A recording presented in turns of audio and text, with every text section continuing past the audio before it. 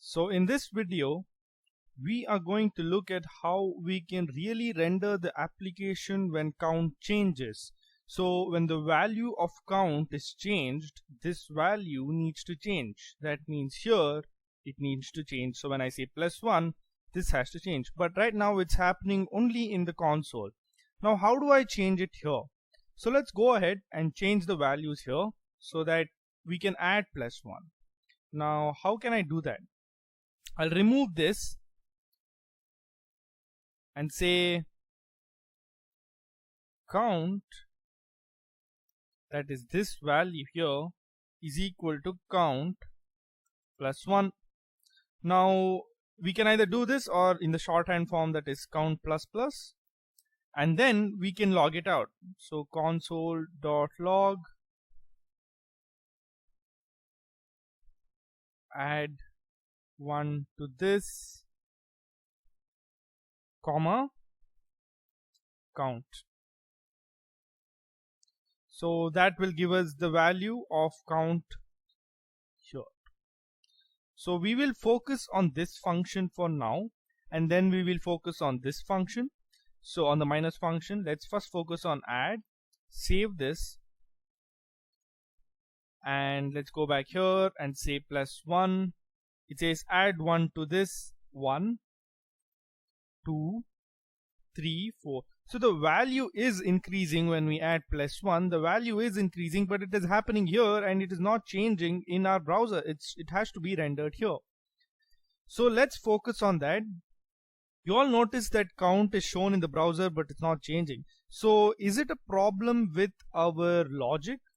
The logic seems to be fine, but JSX does not have data binding. So JSX does not have data binding. So this expression runs before anything is rendered to the screen. Now this expression is rendered before anything else is rendered to the screen. This is already rendered, so the value of count will be 0 because that is the value we are giving to the count. So this gets rendered and it will just be the same. So how do we overcome this? There is a way to do this. So this expression run before anything is rendered to the screen so when this runs first, the count value is 0 and it renders 0 and the buttons are not fired.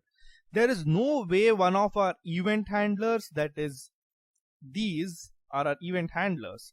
So there is no way that our event handlers fired because the buttons haven't even been rendered. So when we create JSX, all of the data that gets used inside code runs.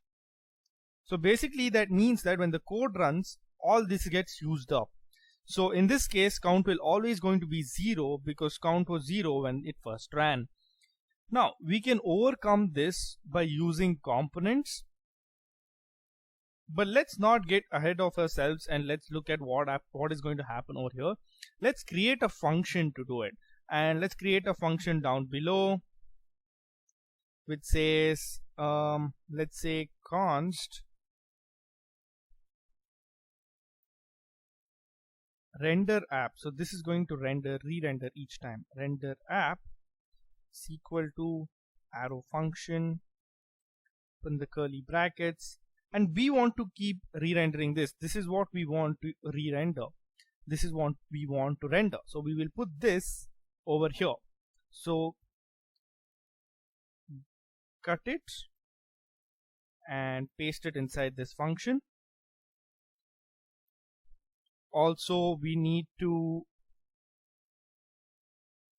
put the render function in as well, or else it won't get rendered. So cut this, right click, cut, and paste it inside this. So let's go ahead, put a semicolon here and paste it here. Alright, so this should be it, and let's call the function. If we don't call the function, it won't work. So render app, we're going to call the function. Now let's say +1. It's still not adding the value to count here. Now let's see why. That is because when we use the events, when we call the function, it is not nothing is happening here. It's just happening in the console. So what we can do is remove this entire thing and call the function here so it gets rendered each time we use the event. So each time the event is done, if the app render app is called, it goes and gets rendered, and that's how we're going to do it. So each time it re-renders, it's going to work. Now let's try doing that.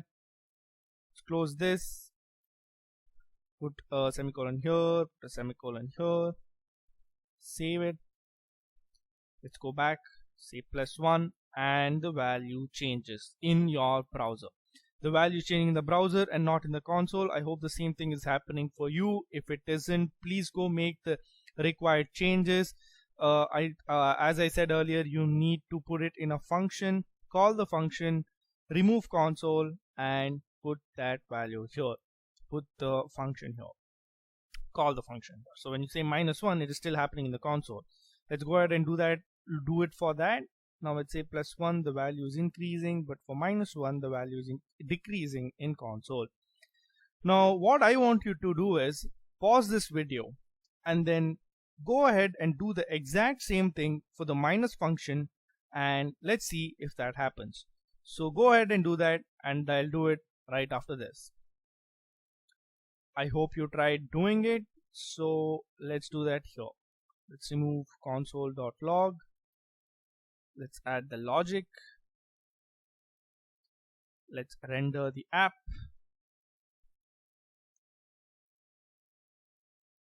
Let's render the app again. And okay, I'm sorry, I think I put count plus. Should be count minus minus. Save it. Go ahead. Say +1. It is increasing.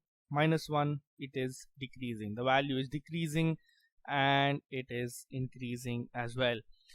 So brilliant. That's actually quite good. We are rendering in our React app and we're not using components. It's just JSX, and I hope you understood what I was trying to say. Now what we can do is we can go see what is getting rendered, because rendering is expensive, because it takes memory, it takes space, it takes time. So what we need is speed and efficiency. So let's go ahead, go to elements and go to your root, and then the div and your button. So in your button,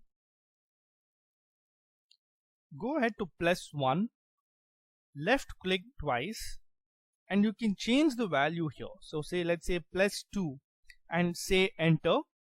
Did you just see that flashlight? So only that is getting rendered. So you can see what is getting rendered. So when you say +3 and press enter, and you can see that purple flashy light on the button, that is getting rendered. So you can see what is being rendered. Now when I say +3, +4, the H1 is getting rendered. You can see that right here. Only that particular thing is getting rendered. So that saves. So the entire DOM, as I said in the introduction, the entire DOM doesn't get re-rendered. Only the ones that with the changes being made, the dynamic changes that are being made, only they get changed. So you can go ahead and do that to -1 as well. But this won't get saved. So whatever you write in the back in your Visual Studio Code, only that will get saved. Here it's just changing for the moment. So don't worry about it. So let's say -2 and say enter, and this value is changed. Now when I say -2, this and only this gets rendered. So that's about it for this video, and I hope you understood what I was trying to explain, and I hope the app is working for you as well. And this was a great exercise as well to learn React. So I'll see you in the next video.